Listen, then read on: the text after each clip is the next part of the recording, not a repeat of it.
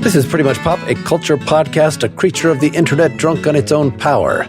Today we're discussing portrayals of Silicon Valley in TV and film, that God complex that goes with being a world leader of this sort, and feminist critiques of it.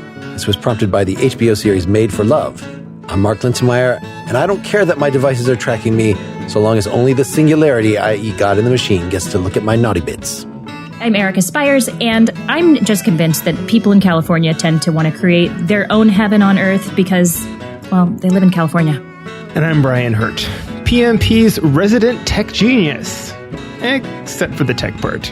And the genius part.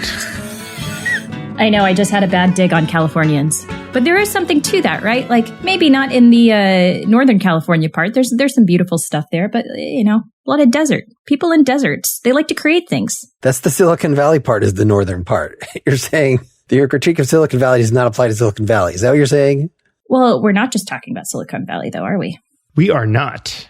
What are we talking about? Well, what prompted this was the new HBO series Made for Love, which is also not in California, but it is in a vast desert landmass.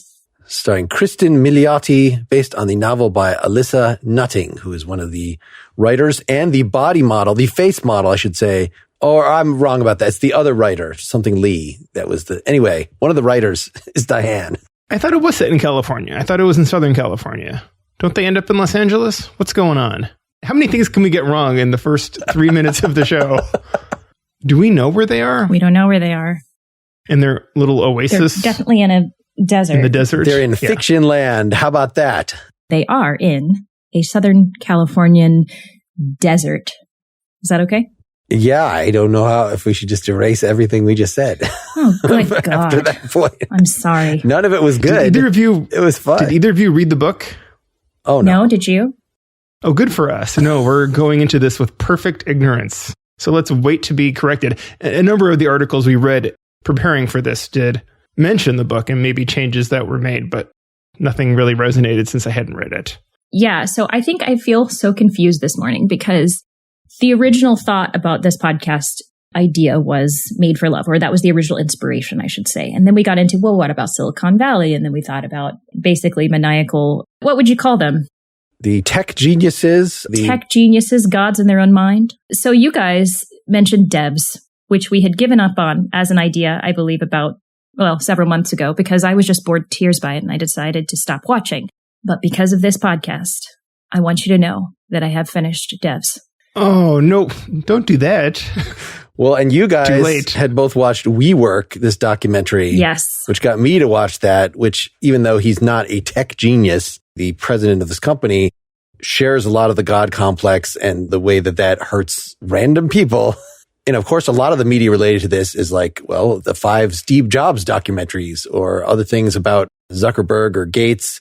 And if we didn't have those real life models, Elon Musk, then we wouldn't have this fictional trope where it's become kind of the new James Bond villains. Is these ultra rich people that completely lose touch with their humanity because they have access to all the money in the world and all the technology, the best scientists in the world. It's like they're our new version of Dr. Frankenstein, except instead of just being off in a lab doing crazy things because they've been rejected, they all called me mad. They get to do things that instantly become present in mass society with potentially horrible consequences. So this is very scary to us and also something that seems ripe to make fun of. It's interesting you brought that up, Mark, because I was absolutely thinking that this is our generation's Mad Professor movies. The sci-fi has gone from like making monsters to creating a society based around technology, and that somehow goes completely wrong. Which, of course, is the premise of Black Mirror as a whole. It's science fiction, but it's all either near or far extensions of the social technology and screen technology that we have. Mark, I was really thinking about Lex Luthor as someone who didn't always totally make sense as a villain. And although his latest incarnation in the new DC movies isn't that great, the Jesse Eisenberg, they made him a tech genius. He's now not just a tycoon, he's actually a tech tycoon. And it makes more sense that way, even though it wasn't that good. And of course, he's a tech genius. And it doesn't hurt that we also see Zuckerberg when we see that actor because of The Social Network. Mm-hmm. Eric, I'd like to get back to Devs because I didn't mean for this to be an assignment for you to finish watching that show. But now that you have, or do you feel justified in not finishing it earlier at least? Yes. Here's the funny part. Okay. This is what I thought. I was like, so I had 3 episodes left, right? I was like, that's not too much. And then I started watching it and I remembered how boring I felt it was and how slow it was. So then I went on YouTube and I thought, I'm just going to watch like a recap show. I tried 3 different recap shows of Devs, and I have to tell you, they were all more boring than Devs. So I went back and just finished it. The only thing I skipped was the first half of episode 6 because I kind of had enough recap to know where I was coming into. Which was the 2 conversations episode, one on the porch and one in the kitchen? That was episode 6, yes. Man, that was a dark hour of television, just in terms of enjoyment, not particularly the plot or anything. I think the main actor, Sonoya Mizuno, was so successful playing a robot in Ex Machina that they just told her, do that. Yeah.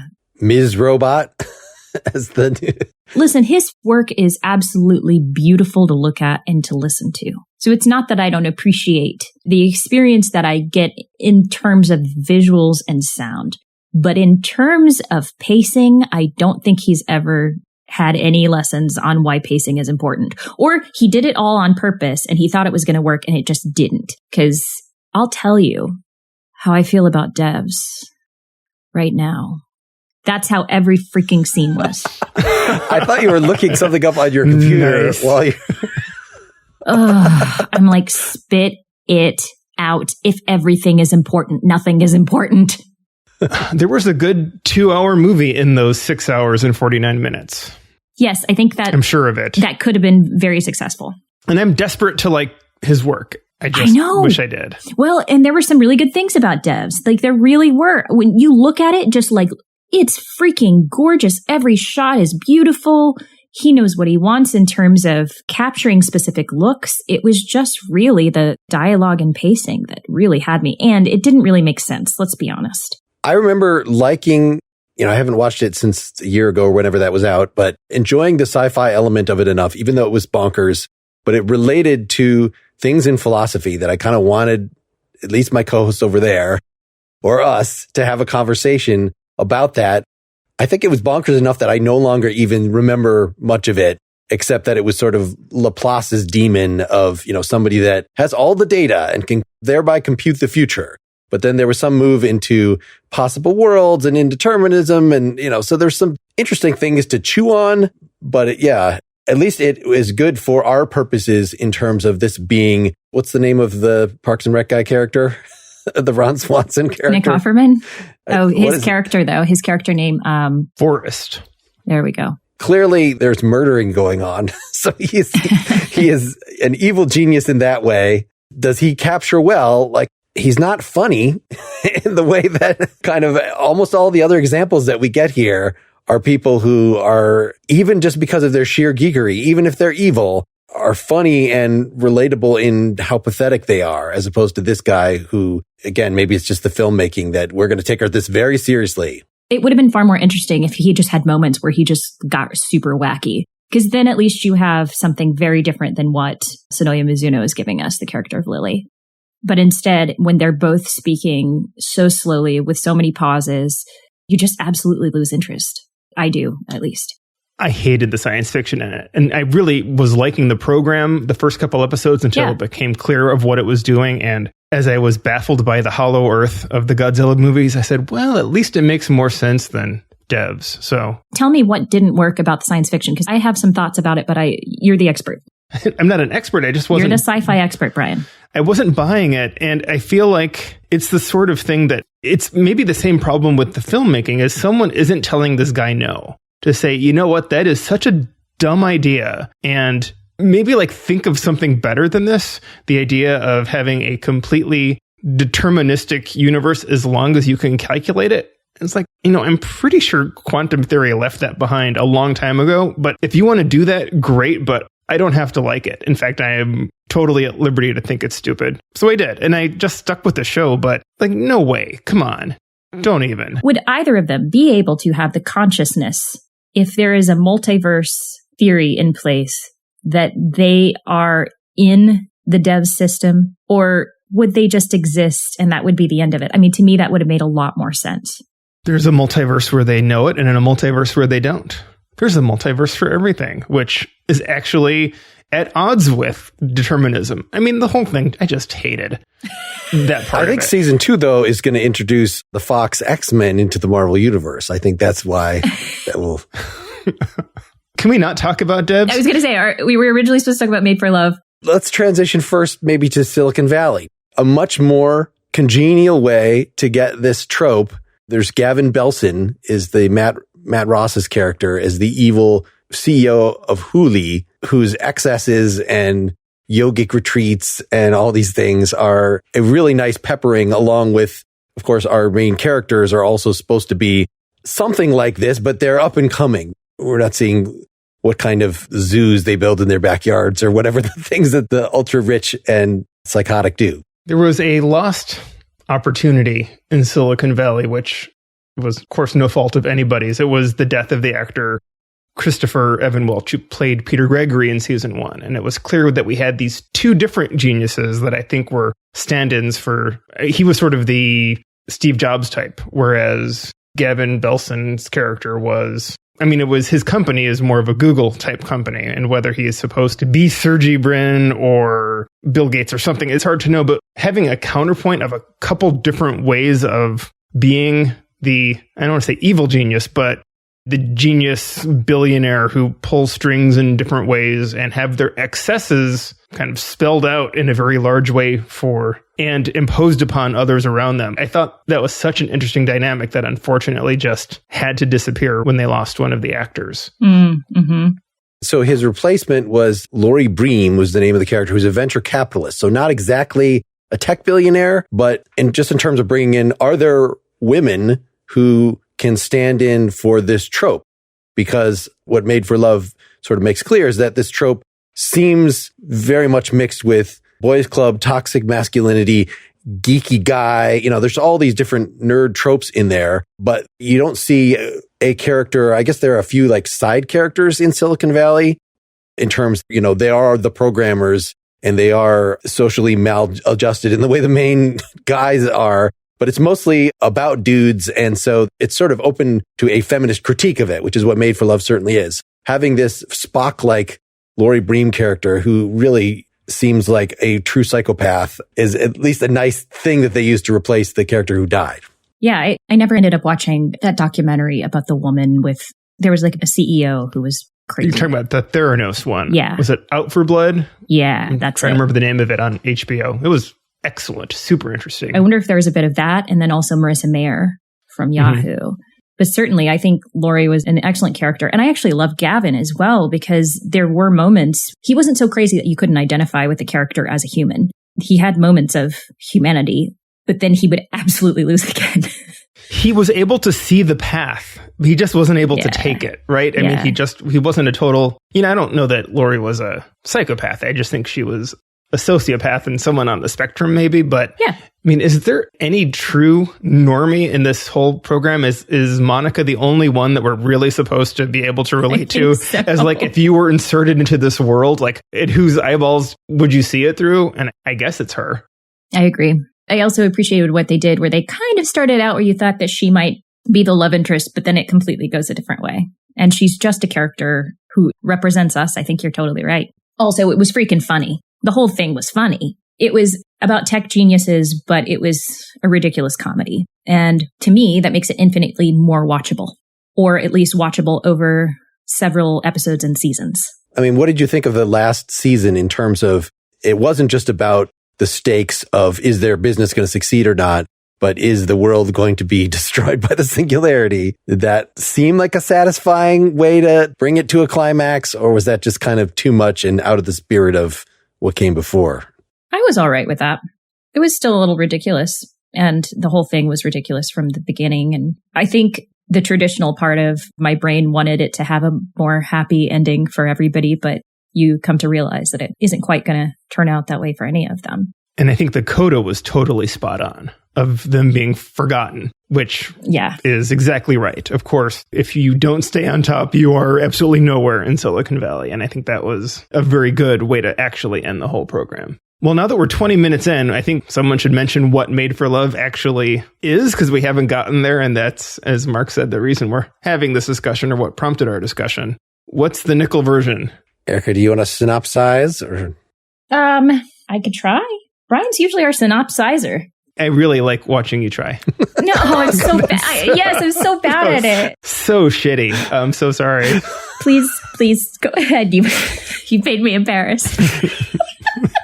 Mark, go ahead. We just come in 10 years into this relationship between this couple of Byron Gogol, who is a character like we've been describing, and Kristen Milioti's character, who is named Hazel Green. Hazel Green. 2 colors. And she has been kept in basically a cage, the hub that they both live in, that there's lots of virtual reality going on. So it can seem like you're outside. And her life is very carefully controlled to keep her in top physical and supposedly emotional condition. But clearly she's being coddled with no freedom. And so we come upon her as she is escaping this situation. And it is revealed shortly within the first episode that the thing that prompted her to escape is that she just had a chip implanted in her brain that is now monitoring everything she senses, as well as giving indications of physiological things about her that would indicate how she is reacting to those things. All right. In the future, we're just going to go straight to the IMDb one sentence. A young woman on the run after 10 years in a suffocating marriage to a tech billionaire suddenly realizes that her husband has implanted a revolutionary monitoring device in her brain that allows him to track her every move. Played by our nation's treasure, Kristen Milioti. She's awesome. I got to say, I, with a few reservations, really, really enjoyed the show tremendously. Mm-hmm. It was just long enough and interesting enough and funny enough with some twists and a couple misguided decisions, but that's like any program, that's okay.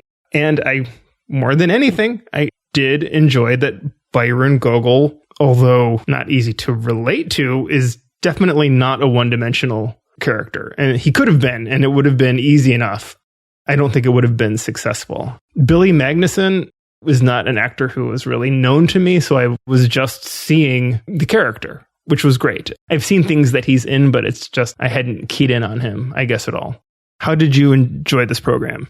I think it definitely had that appropriateness of that sci-fi element of we're not sure if everything is going to be okay by the end. You didn't leave with a warm, fuzzy feeling at all. The characters, the journeys were so enjoyable throughout that I would still definitely consider it a comedy, but with a dark side, for sure.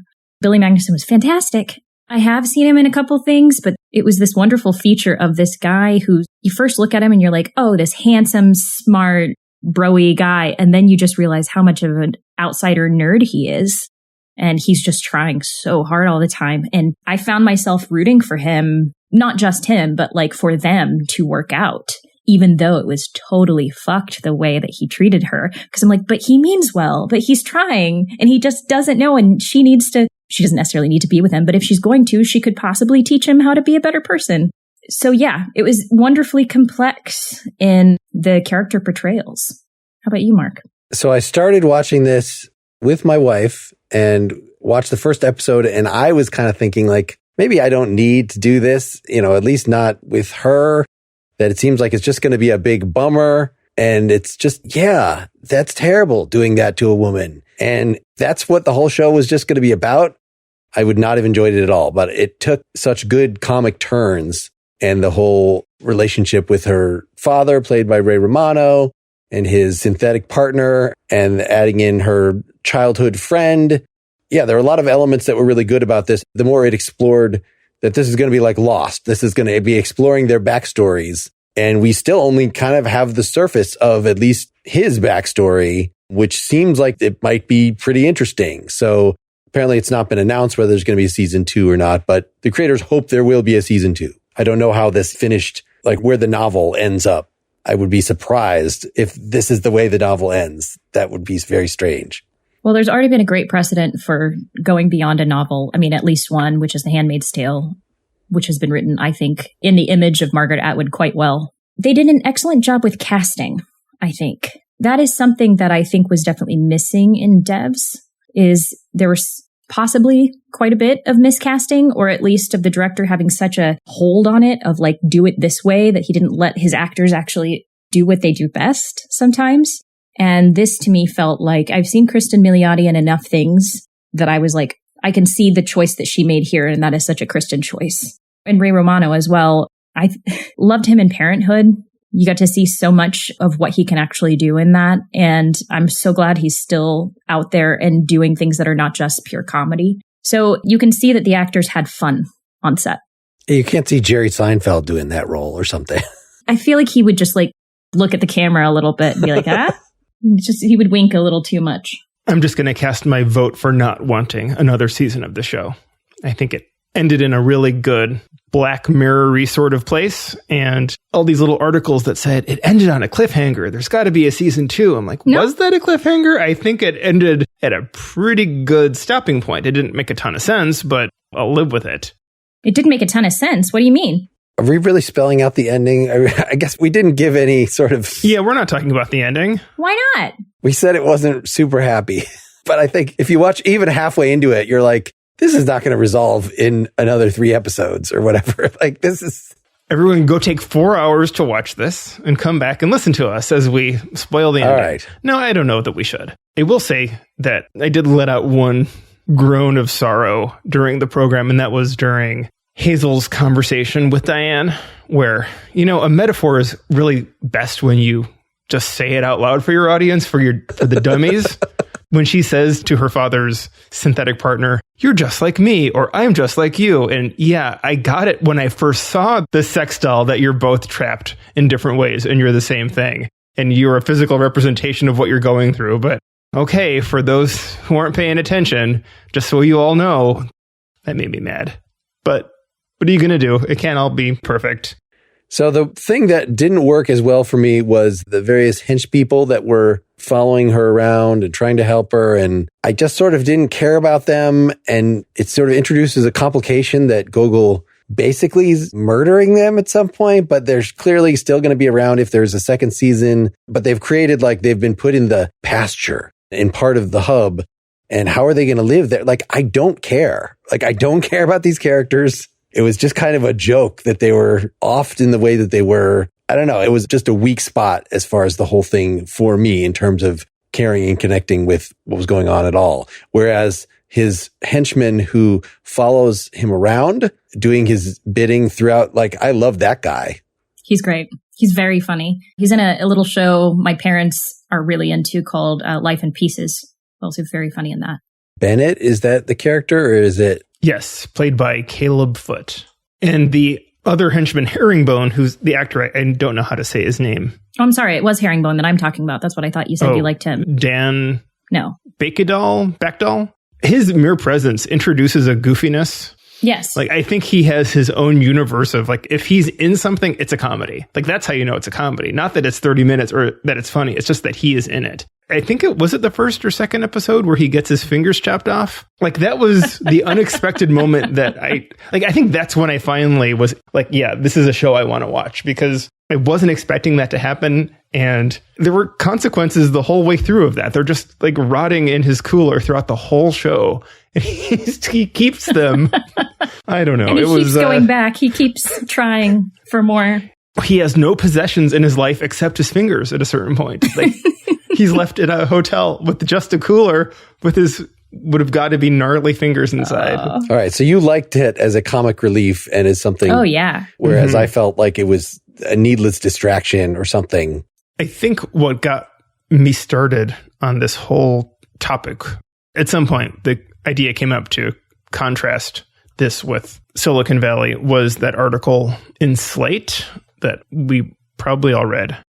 HBO's new series found a better way to satirize Silicon Valley. And that was, I thought, an interesting article. I had read other critiques of Silicon Valley before, that technology was moving too fast for the show, and it had to change what it was in order to be successful. In a lot of ways, that the political landscape changed too quickly for Veep, that Veep had to change what it was, because being ridiculous was no longer relevant when we had Donald Trump in the White House, because we had already gone what was beyond the pale. We had to completely recalibrate ourselves.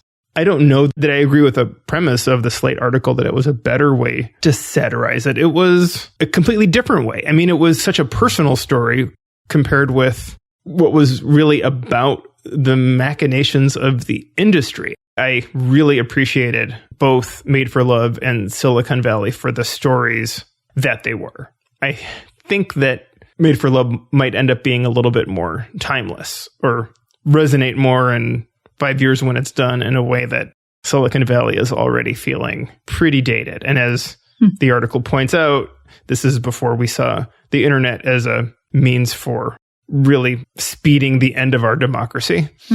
There have been dark sides of the internet since before the internet even, right? Even in the pre-internet Usenet news groups were full of darkness. But I think its ability to be exercised and cause real big lasting damage has become seen in a way that I don't think you could launch Silicon Valley the way it was when it came out. You couldn't do it right now. I think it would have to be a different critique. It just seemed like constantly in Silicon Valley, there were things that, this is going to completely nullify the privacy of every person on earth. Like very much still the things that we're worrying about. I had wished that my son had gotten into that while he was still living here so that I could have an excuse to rewatch it, because I don't think I will. It was too lengthy an experience and there are too many other things to watch to go back to that. You're right, but it was a little bit like watching The Lone Gunman, the X-Files spinoff, if either of you watched any of that, because there was always the possibility that tech would do that, but it never actually did. Just the way that in The Lone Gunman, there was a chance a jumbo jet was going to hit the World Trade Center, but it didn't. And then like the world caught up with it and it's like, yep, these are things that can happen. And now we can point to an attempted overthrow of our government and huge portions of our country that don't believe that we have a legitimate president right now. I mean, these things have happened now, and they aren't just things that could happen, but they're a little absurd. And at the end of the day, they don't. So I just think there's a naivete built into that program that we are beyond now. Well, you're saying that Made for Love is such a personal story. As I was reading this interview with the writers, that, it's just about these relationships. And it's not actually about the overall scariness of tech and all that. These are just sort of a plot excuse to talk about the disconnection between people and this attempt to bridge the disconnection by literally plugging the brains together. But of course, that is half the critique of modern technology, is not just that it is causing the death of our democracy and things, but that it is exacerbating the existential divisions that are always already between us, and how it's already hard to communicate with anybody. And, now we have Zoom and things, devices in our way, making it worse. It made me think about the answer I've had for quite some time to, if I could choose a superpower, what would it be? And my answer has been true empathy, but I can turn it on and off at will, because you don't want to feel what somebody else is feeling for that long of a time. There's also the ethical question of, do they want you to feel what they feel? But I still have questions really about how his device worked, because it seemed like if he didn't have the goggles on, he wasn't experiencing what Hazel experienced. And I thought it was more supposed to be a two-way street. Did they explain that that was because it wasn't a complete set yet and only she had the chip?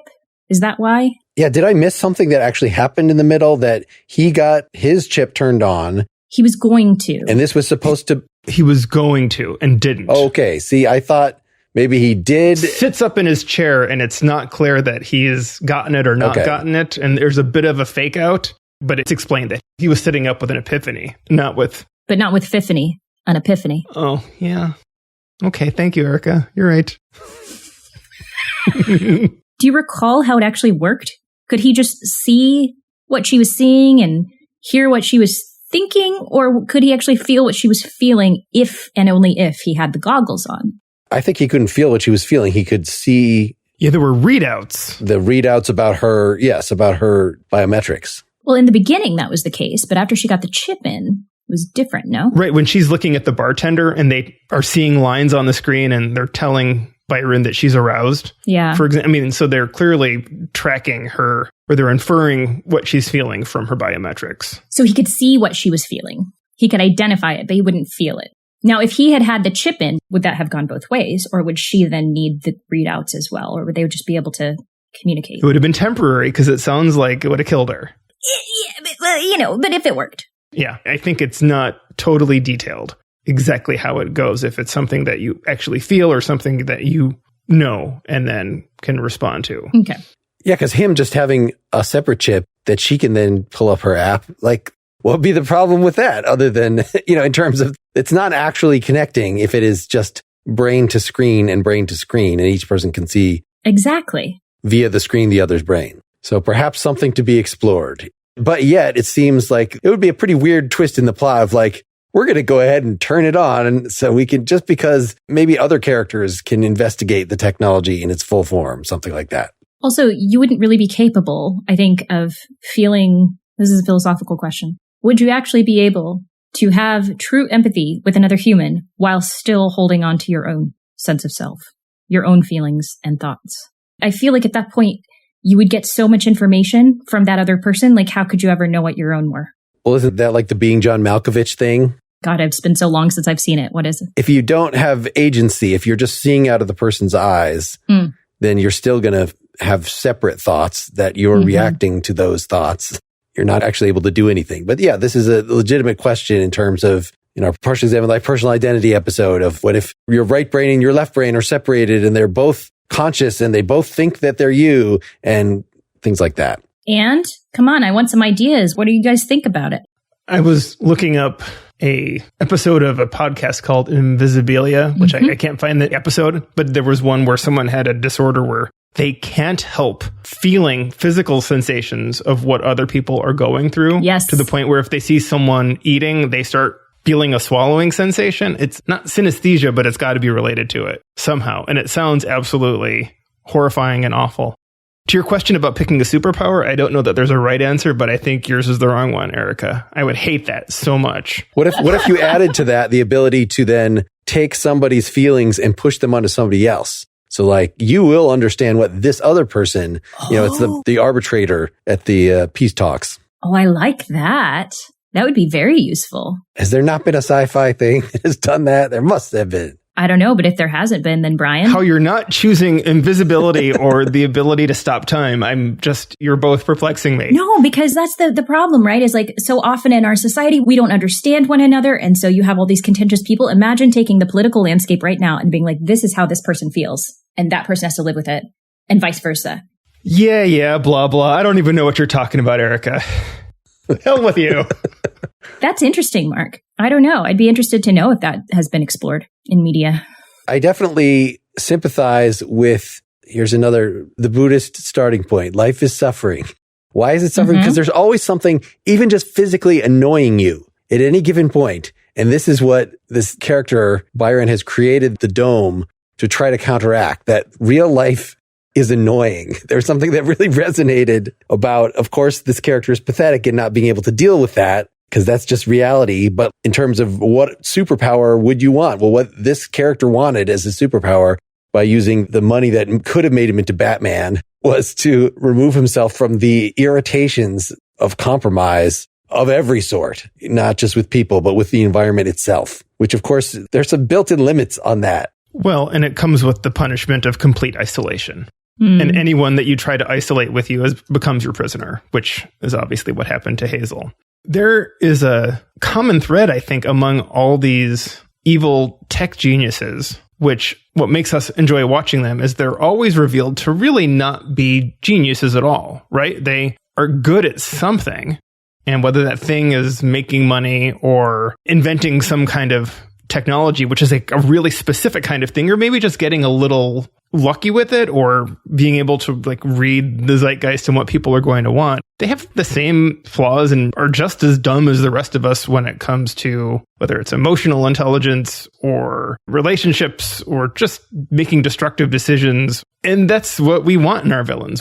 We see these billionaires, and I think there's a lot of delight in seeing them get their comeuppance. Even if Jeff Bezos loses half his money and he's still one of the 5 richest people in the world because he's just that rich. But at the same time, people really took a lot of delight in the failure of his marriage. I'm not saying I did, but I understand why. But you're not saying you didn't? No, I'm just saying I understand why that was a thing. I mean, just recently there was this attempt to create a big European soccer league and it fell apart. And someone made the comment that all these owners are billionaires and they confuse being rich with being smart. And I don't think there is any true smart that goes into any of this. I just think there are a lot of skills that come together in the right way and a fair amount of luck and a fair amount of drive and other things. So, of course, it's great to see that these are people who can suffer. And Mark, you started off talking about James Bond villains. With a few exceptions, right by the end of the show, they're buried under something or vaporized or shot into space or whatever it is.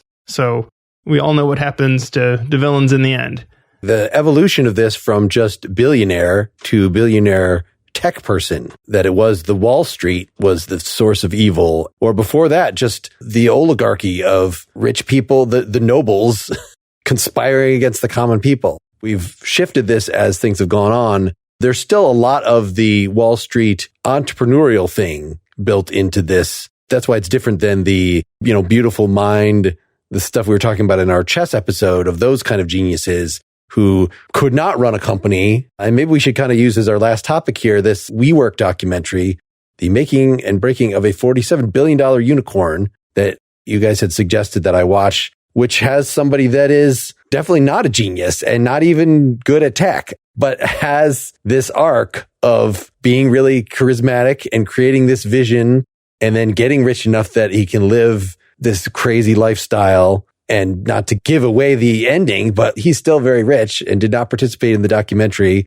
And it's just the company that crashed and he got a nice golden parachute. And so it's more about the hubris of the enterprise and specifically hooking up with mega financiers that push a lot of money into your crummy business that you then can't actually make a profit on. So if they stop giving you more money and you're so overextended that the thing crashes, which is not surprising.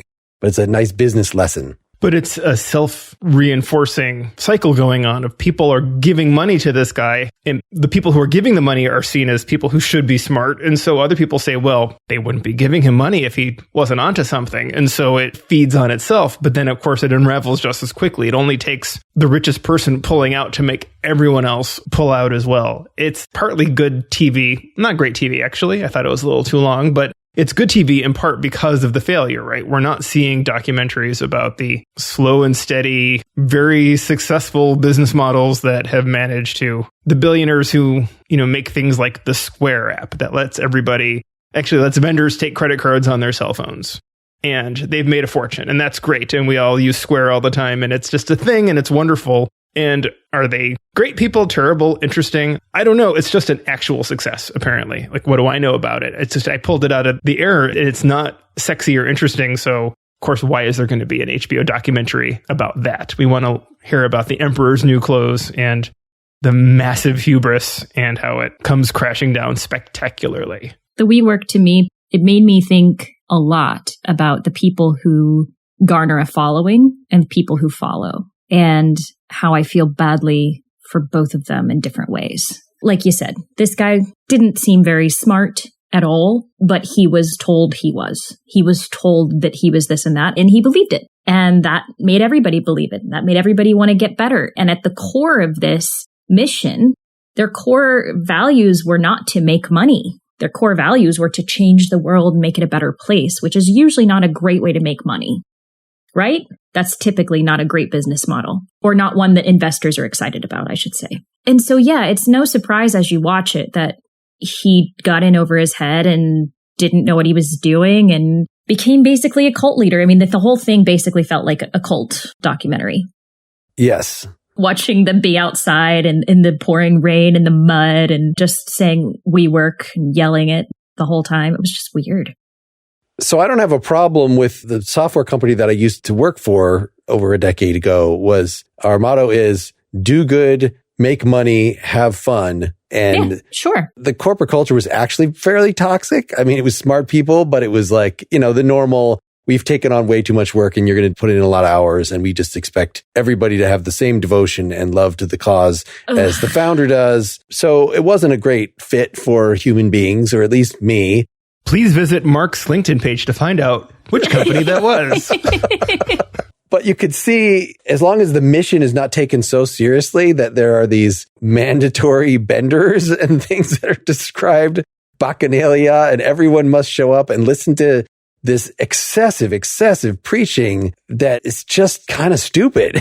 Like, I know people that work in cooperative spaces, and there are some good ideas to be had there about how we can all share a printer, and maybe we can have a common knowledge base so that when you have to apply for the legal forms, there can be people that can help you. But like, there are serious limits to this. And we didn't hear at enough length his manifestos to say how those translated into the actual business practices. But it seemed like, certainly a lot of hot air. And I'm not sure why most of the people involved wouldn't have seen that immediately. It was just casting that all these dupes were like, 20-year-olds and they just didn't know better. Yeah. I think there could have been a business model in there too that worked. What is it called in Silicon Valley when you let the people stay at your house and you're giving the initial seed money? An incubator. Incubator. Okay. So if this had been more of an incubator because he provided a great workspace and all these people, and that's what it looked like it was going to go into, right? When all the people in the beginning of the documentary were saying, oh, I started this company and this company and this company, and they were all working in the same space together. The ideas that could have come from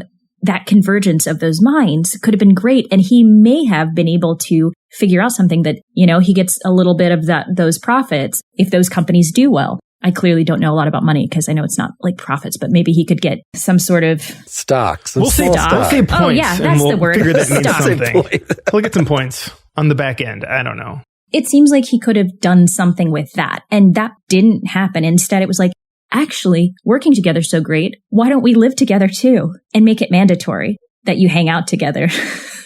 Like, no, big red flags. I don't think usually any of that works. And I think the more I hear people say that you're family with people you work with, the less I want to be a part of those organizations. It was a little ambiguous in parts in the documentary between the company itself, the things he was requiring of his employees, and I think even the We Live thing and the schooling thing that was going to be launched as a part of that were definitely like not even everybody worked for the company. It wasn't mandatory. Everybody has to live with us, but it was creating a cult within, an inner circle within the cult, but then inviting all the customers to be part of the family as well. And so the massive weekend long party is, to all the associates. It's not just people who work for the company. It's consider everybody who basically rents space from us. That you are part of the family. Or when investors came through, you had to go hang out in the common space in We Live, right? It's just the relationships were so murky and weird that you just knew something sketchy. Something sketchy is going on because you're watching a documentary about it, but the harder part is to people who were living it probably knew too, but they also saw benefits of it or had expectations. Certainly the people who did work for the company, right, they had the options. And to this day, I know people who are working for no salary because they think they don't need it. And if the company takes off, they're going to be some kind of billionaire. And that won't change. It makes you sad because people, and I'm including myself in this, want something to believe in so badly. And yes, people work for free when they believe in something. But even a great leader can fail people when it comes to that. Much less somebody who's not that great of a leader and takes the golden parachute and leaves everybody else out to dry. To me, my favorite person in that entire documentary was the lawyer who knew from the beginning. He's like, yeah, this is kind of weird. Never been in a culture like this, but I just laughed at them and went along with it for a while. He had the right idea. And I guess built into all these things we've been discussing to a greater or lesser extent is this idea. I thought maybe the social dilemma was a thing that would be on our list. I watched the beginning of it and it wasn't really that relevant, but the main message of that documentary, which is in the tech world, we are the product. We are the customers to a lesser extent, but clearly in the WeWork thing, he was, as the documentary puts it, he was sort of selling his employees as like the image, using them to say, you should also be cool and sign on to this Ponzi scheme was basically of passing the coolness back. I don't know if that metaphor works. You're going to run out of coolness if you're at the bottom. That was my attempt to make this all come together as a coherent one story. But I don't know, this might be one of those ideas that like the initial trope, the idea that this is the new kind of villain and this is the thing we're scared of. I don't know if there's a lot deeper to dig on that. We talked about some specifics. Well, I think it's always laudable when we, at the end of our hour-long discussion, can say what a shallow topic it is. Definitely not at the beginning. Let's Sorry, listeners. I don't find it to be a shallow topic, you guys. Me neither. What are you talking about, Mark? Quit saying that, Brian. You're just agreeing with whomever. You're just riding on bandwagons. You're right. We have sucked all the cool from our listeners. It's clearly something that is happening in pop culture, has been for some time. And there are several reasons for that. We're fascinated by it. We're scared by it. But I think at the end of the day, this topic, we had a lot of really surface level philosophical discussions about. And that's always fun. And I'll say I did very little preparation in part because I had seen all these things. And clearly, either there's just a ton of them, but the fact that I had seen so many, this is something I must be at least somewhat interested in, including the documentaries. And I think having lived in Silicon Valley and having worked for one tech company while I was there informed my interest a little bit. So I'm glad we had a chance to talk about this. I'll be curious to see what our next type of big, powerful person is. Maybe it won't be in my lifetime, but a new brand of someone that we'll put in as our supervillains. Let's see what they are. All right. Thanks, listeners. Thanks, everybody. Thanks for listening. Get more Pretty Much Pop at prettymuchpop.com. Get bonus content for every episode at patreon.com/prettymuchpop. Pretty Much Pop is part of the Partially Examined Life podcast network, and it's also presented by openculture.com.